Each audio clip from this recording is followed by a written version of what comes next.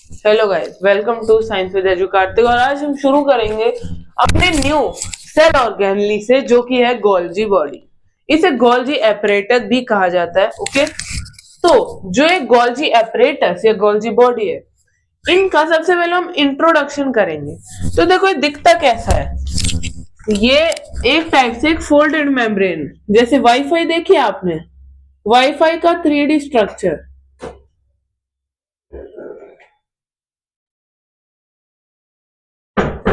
ये ऐसी वाईफाई होती है ना, इसी टाइप का दिखता है, बस यहाँ पे आगे डॉट्स होते हैं। ओके, ये बन गई गोल्जी बॉडी, या फिर आप कह लो गोल्जी अपरेटस। देखो, जो गोल्जी अपरेटस है, इसे कैमिलियो गोल्गी ने डिस्कवर किया। इनको आप कैसे भी प्रोनाउंस कर सकते हो, क्योंकि कई टीचर्स कैमिलो गोल्गी बोलते हैं, कई लोग कैमिलियो गोल्जी बोलते हैं। Okay, It is also known as traffic police and post office of the cell. इसे हम ट्रैफिक पुलिस और पोस्ट ऑफिस भी बोलते हैं, यानी सेल की ट्रैफिक पुलिस और सेल का पोस्ट ऑफिस गोल्जी बॉडीज को बोला जाता है। अब it is located near the endoplasmic reticulum. Endoplasmic reticulum मैंने पिछली वीडियो में पढ़ाया था। तो एंडोप्लाज्मिक रेटिक्यूलम के जस्ट पास में ही ये लोकेटेड होती है। ऐसे नहीं कि अगर एंडोप्लाज्मिक रेटिक्यूलम यहाँ है तो गोल्जी बॉडी यहाँ पे होगी सेल के। ओके, ऐसा इम्पॉसिबल है। चलो, ये तो हमारा इंट्रोडक्शन, पर हर चीज इंट्रोडक्शन के बाद भी तो कुछ कुछ होता है। तो इंट्रोडक्शन बस इंट्रोडक्शन ही था। अब हम आगे कंटिन्यू करेंगे इसके टाइप से। देखो, इसके कुछ टाइप भी होते हैं, कंपोनेंट्स कह सकते हैं हम, वो हम अभी डिस्कस करेंगे।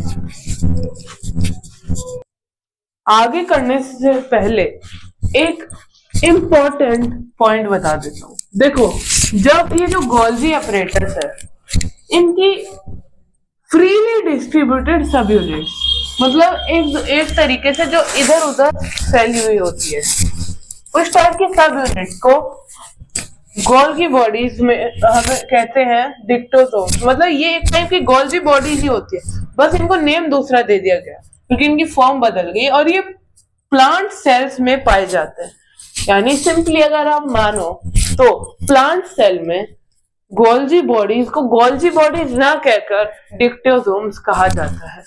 आई होप ये आपको क्लियर हो गया होगा। अब आते हैं अपने मेन टॉपिक, जो क्या था, कंपोनेंट्स। अब देखो, इसकी कंपोनेंट्स की एक टेबल है। सबसे पहले हमारी टेबल का हिस्सा आता है सिस्टोनेई।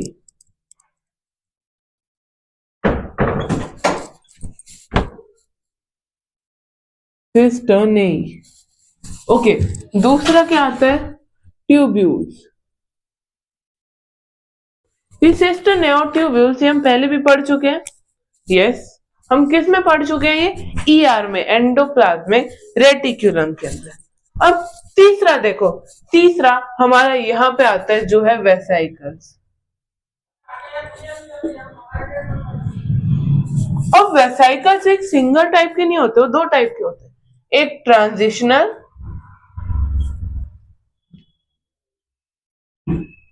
और दूसरा सिक्रीटरी। सिक्रीटरी से पता लग रहा है ये सिक्रीट करते हैं, ट्रांजिशनल यानी नॉर्मल वाले। ओके, वेसाइकल्स पढ़ लिए। आई मीन वेसाइकल्स कंपोनेंट्स में आते हैं ट्यूब्यूल, सिस्टोनेई, और वेसाइकल्स के टू पार्ट्स हो गए, ट्रांजिशनल और सिक्रीटरी वेसाइकल। अब हम आते हैं इनके फंक्शंस पे। अब ये इसके फंक्शंस है। इसके फंक्शंस क्या क्या है? हाँ, it is responsible for the formation of modified proteins and lipids synthesized by ER। इससे आपको क्या समझ आया? देखो, ये क्या करता है, जैसे ER वो रिस्पॉन्सिबल होता है इंटर कम्युनिकेशन के लिए, किससे, न्यूक्लियस से लेके सेल मेम्ब्रेन के बीच में। तो देखो, ये जो है ER वो इंटर कम्युनिकेशन करता है सेल के अंदर ही, तो उसके अंदर गोल्जी बॉडीज भी आ गई। अब ये गोल्जी बॉडीज मैंने स्टार्टिंग में बताया था ट्रैफिक पुलिस या पोस्ट ऑफिस। तो ये क्या करेगा, ये प्रोटीन्स और लिपिड्स को अपने अंदर लेगा, इनको मॉडिफाई कर देगा खुद से। ट्रैफिक पुलिस का क्या काम होता है? रूल्स एंड रेगुलेशन बनाए रखना और जो बुरे लोग हैं उनको ठीक कर देना। तो वैसे ही ये उनको मॉडिफाई कर देता है। अब मॉडिफाई करने के बाद ये मॉडिफाइड प्रोटीन्स एंड लिपिड्स बन जाते हैं। अब इनका ओरिजिनल सोर्स क्या था? सोर्स तो ईआर ही था ना, सिंथेसाइज तो ईआर ही नहीं किया था, पर बाद में ये फॉर्मेशन किसने किया, इनको मॉडिफाइड किसने किया? वो किया गोल्जी बॉडी ने। एग्जांपल लेते हैं, मान लो खाना कैसे अपने आप हवा में थोड़ी आ जाता है, वो आप तो कहोगे कि हम वो पकाते हैं, लेकिन वो आता कहां से है? वो एक्चुअल में प्लांट से आता है। फिर प्लांट्स, रॉ मटेरियल तो प्लांट से ही बना है ना, फिर हमारे पास है, हमने तो उसे प्रिपेयर किया है, कुक किया है, तब वो खाना बना है। ओके, सिमिलरली ये भी उसका एक टाइप एग्जांपल है।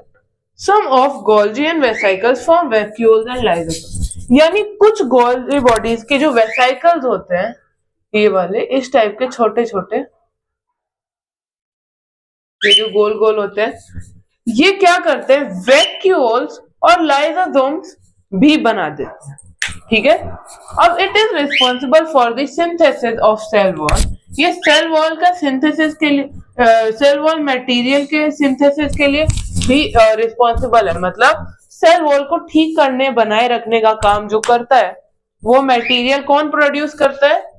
गोल्जी बॉडीज या गोल्जी अपरेटिस भी कह सकते हैं। फॉर एग्जाम्पल, एक एग्जाम्पल है बहुत ही बड़ा सा, म्यूकोपॉलीसैकेराइड, म्यूकोपॉलीसैचराइड। ओके, ये एक एग्जाम्पल है सेल वॉल मटेरियल का। अब ये एक्रोसोम बनाता है स्पर्म का। अब ये एक्रोसोम क्या होता है? देखो, ये एक्रोसोम है ना, इसका क्या काम होता है? ये कुछ, जैसे ये हमारा स्पर्म है, ये स्पर्म है, इसका ये मिड पीस, ये इसकी नेक और इसका हेड।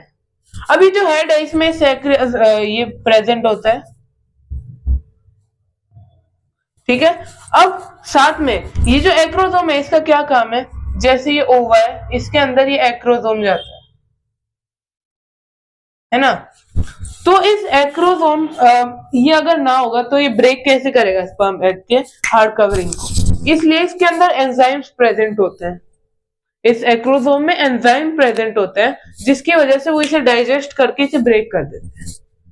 ये था हमारा गोल्जी बॉडीज के फंक्शंस, और ये हमारा यहाँ पे टॉपिक पूरा होता है। नेक्स्ट वीडियो में शुरू करेंगे हम नेक्स्ट सेल ऑर्गेनली से, जो कि है lysosome. Till then bye bye.